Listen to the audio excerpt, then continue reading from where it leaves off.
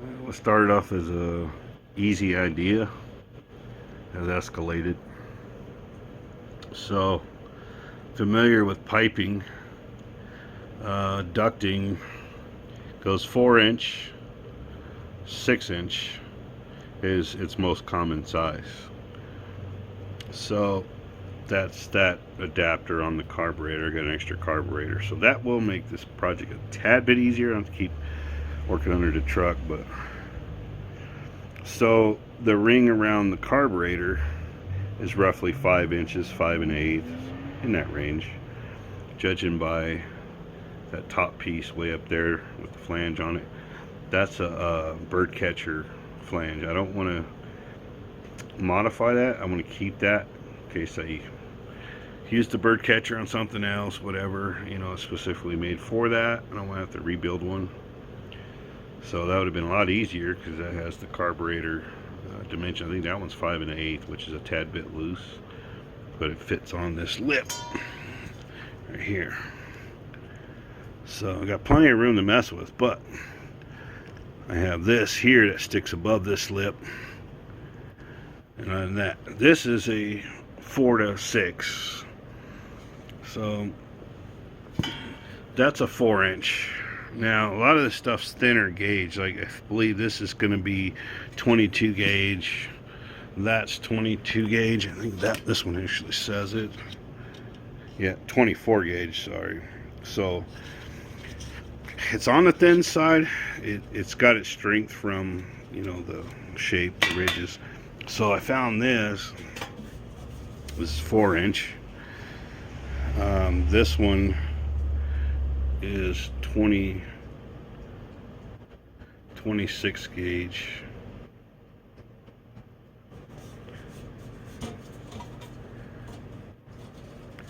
Which is odd, because this seems, I don't understand this air ducting stuff. So this is 26 gauge pipe, which seems a lot thicker than the thinner gauge, which the 24 gauge. But in most cases, the lower the gauge, the thicker the metal is. So I don't quite get that. It's kind of thin. I can get my caliper and read it, but judging by eyesight, this higher gauge is thicker. I don't know, whatever. But so I found this overpriced piece here, which is an oddball, 5 to 6 inch. So it will fit with some finessing on the carburetor, maybe. So a tad bit on the small side. So gonna be some modifications. Well, that fit right there. So then I'll have to go with this one on that. Alright, it's starting to look crazy. Then I may be able to just go with this on that.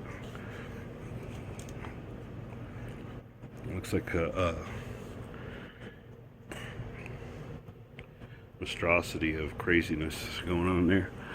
This is all just to get the air from the actual scoop to get down into the carburetor. So play with it. I will be getting some studs to put down it for design and all that, but that looks like the contraption there. Actually, I need to go out to the truck now and see what the height is on this, because I got this, which I don't need this big piece. God, that's thick. I like the strength of this. So even though it's a higher gauge, it's definitely thicker than this stuff, because the key is the stud. If you can see it right there, it's gonna have a plate that goes through here that goes on this stud to hold all this stuff down. And the issue I'll have is strength when I'm tightening it down to not move this stuff, not to buckle. So we'll find out here shortly how that's going to work out. So it's craziness. I'm going to keep on building. We'll see what we can come up with.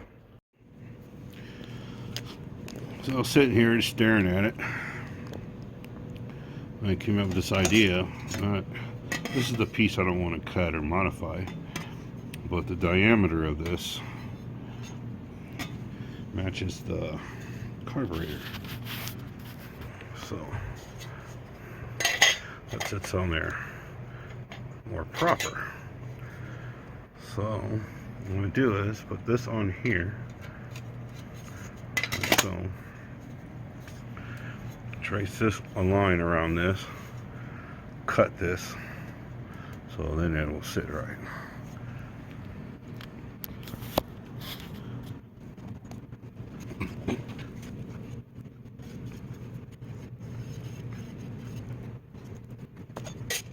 I found this line, and it's right below this rivet. It should work out good.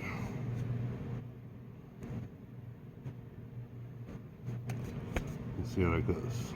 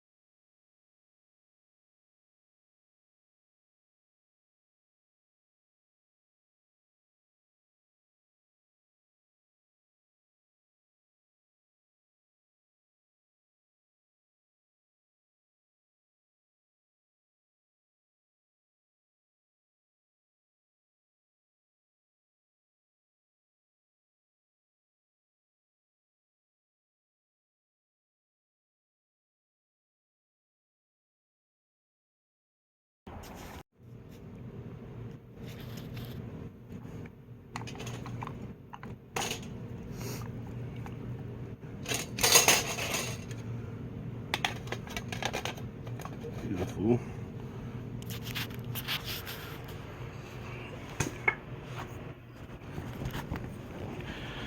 So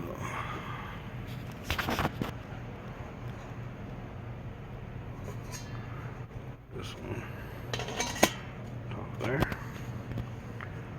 That. Put this one on top of there. That. Here's buddy. So the next trick is, had some of this metal laying around. That's fit. This little, turn the light off. This little weld booger here. See if it works out great. It doesn't touch it. So what I'll do for strength, I'm gonna match this up, notch this so where it sits flat. Make this a little bit longer, then bend the tab straight down on each side. And if I need to extend, the other piece will still slide over. I'll notch it. See if that works.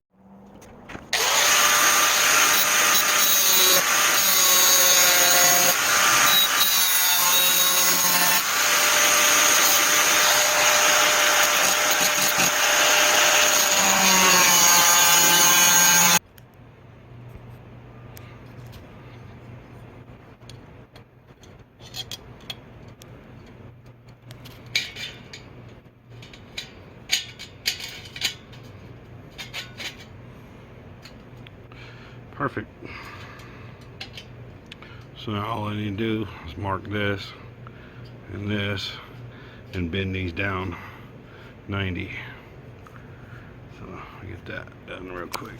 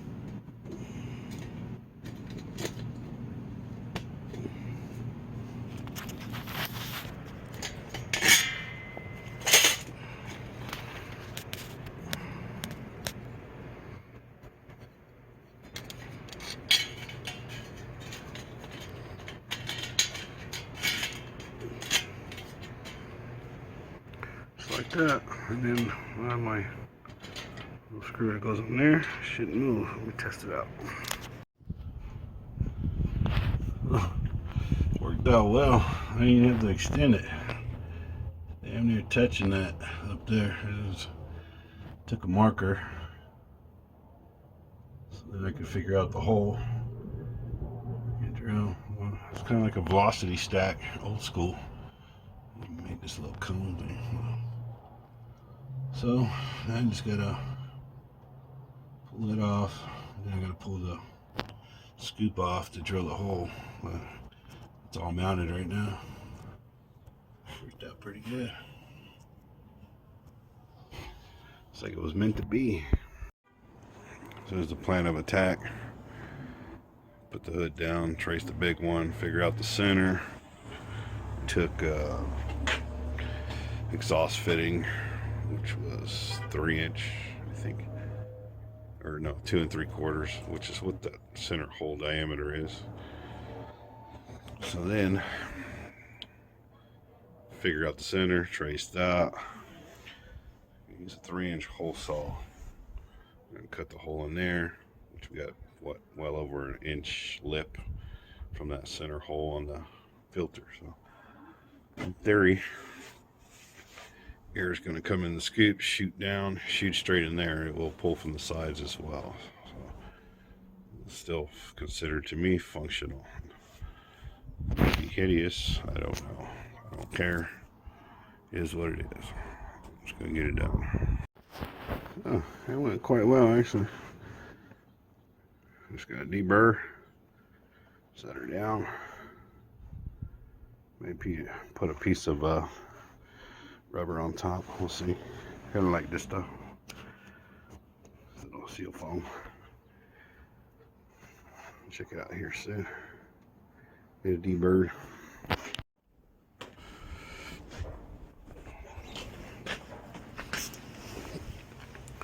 It's all good. It's all done. I'm gonna go without any foam for now. It's got like, I don't know, maybe 1/8 inch or less. So we'll see with the engine torque if it causes it to hit the hood or anything like that. That's what I'm watching out for. If it does, then I'll put the foam on there so I don't get the knocking. So that's it. Only thing now is just, of course, I'll put some silicone on the inside of this, put this down, put some screws on it, and hold it in. And just put the band on the clamp on the filter that came with, and call it done. So there it is, the Crooked's velocity stack. It works.